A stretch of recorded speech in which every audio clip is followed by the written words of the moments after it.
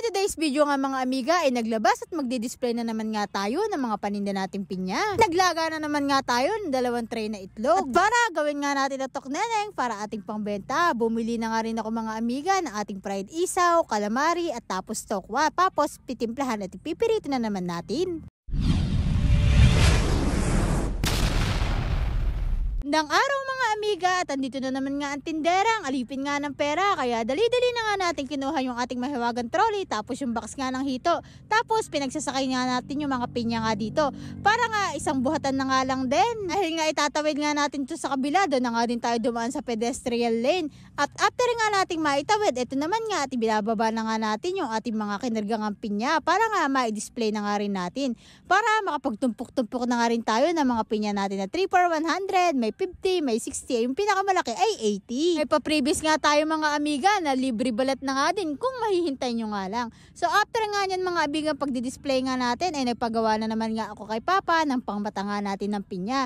Dahil nga yung pangmata ko nga ng pinya ay bumigay na. Tignan nyo nga mga amiga yung pangmata ko ng pinya ay bumigay na talaga. Tapos yung tao eto lumalaban pa nga rin sa araw-araw na buhay nga natin. Habang ginagawa nga ng tatay ko yung pangalis nga natin ng mata ng pinya, ito naman nga ako mga amiga ay nagbe-blender na nga ng ating dragon fruit juice at pineapple juice. Tapos akin na nga ding display. Kalahati nga muna mga amiga yung ginawa ko kasi nga aalis ako at pupunta nga ako ng palengke para makapamalengke ng aking mga paninda. Pero nga bago tayo mamalengke ng mga paninda nga natin, pumunta na nga tayo dito sa isang pwesto at nagbaba nga din tayo ng ating mga paninda. Pagdating nga natin mga amiga ay binaba na nga din natin yung mga pinya, yung mga hito ng mga paninda natin. Tapos pagkatapos ko nga maibaba lahat ng mga pinya, ito at pumunta na nga rin ako ng palengke para nga bumili na ng ating mga gagamitin katulad nga ng harina, ng mga pampalasa nga natin. Pre, hindi nga mawawala yung mga mantika dyan. At pagkatapos ko nga talagang mabili lahat ng aking gagamitin para sa pampalasa ng ating mga iluluto, eto nga't pumunta na nga din kami dito sa estasyon nga ng manok para nga bumili ng ating chicken skin at nga mga amiga ng ating bituka ng manok. At pagkatapos nga nang pumunta lang kami sa itlogan at bumili na nga din ng itlog. Tayo ng 2 tray na itlog. Tapos, ito yung gagawin natin, fried isaw, chicken skin, at saka fried tofu. So, ayan, gagawin ko lang to. Tapos, pipirito na natin. Ang una ko nga din mga amigang inisikaso, ito ang ating tokwa. Hinugasan na nga lang din natin yan mga amiga at hiniwa nga natin ng bite size. Para nga ma-estimate nga natin mga amiga kung magkano nga natin dapat ito ibenta. Kaya ayan mga amiga, talagang binibilang ko nga bawat cut kasi nga wala naman tindera na gusto nga na hindi kumita. Siyempre gagamitan pa nga natin ito ng pampalasa ng mga mantika at saka gas. Kaya kailangan nga nating palabasin yung puhunan natin nang may pang-ikot na naman nga tayo para bukas na paninda natin. Tapos ayan, tinimplahan nga natin at pinaikot-ikot nga natin sa harina.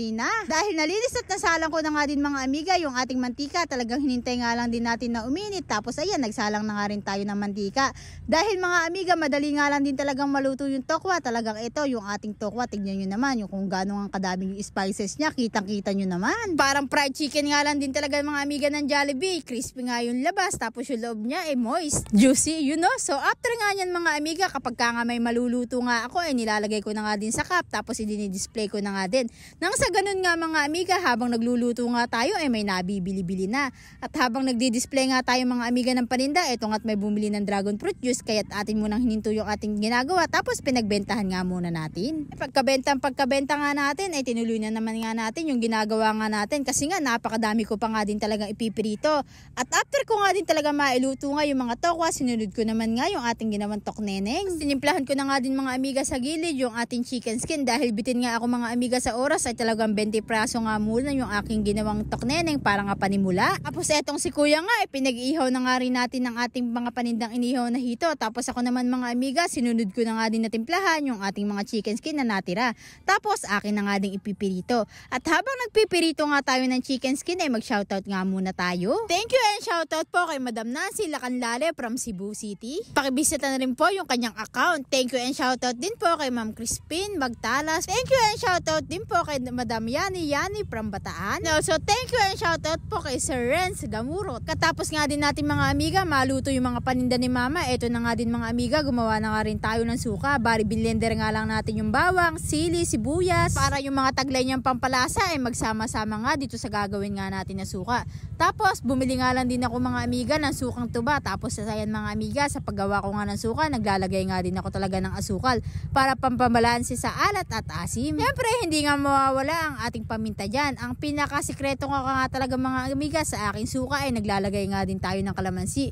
Pero hindi ko nga pinakita yun kasi nga sikreto nga, diba? Dahil sinabi ko nga sa inyo ay hindi na nga din sikreto yun. So ayan mga amiga, yung nagawa nga natin na suka talaga namang napakasarap.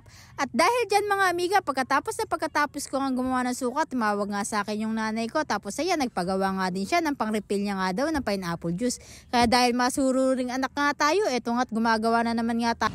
So ayan, ito yung blender nating pinya, dadalhin natin kay Mama, tapos yelo, tapos magdadala rin tayo ng supot kasi naubos na yung supot nila. So ayan, punta na ako at magdadrive lang ako ng vroom. Pilipas nga din mga amiga ng 20 minutes sa pagdadrive nga natin, tapos eto nakarating na nga din tayo, kaya dali-dali na nga din sinali ni Papa yung ating ginawang palamig para nga lumamig na at nang malagyan na nga din ng yelo. Tapos nga niya, hinintay ko nga lang yung aking pinsan para maisabay ko na nga din pag-uwi galing ng school. Tapos eto nga mga amiga, yung tinda nating live na hito at mga inihon na hito. So paano ba yan? Hanggang dito na lang muna ang ating munting kwento at ako nga muna ay magsasara at magtitinda pa. Kaya hanggang susunod muli. Maraming salamat sa panonood. Bye!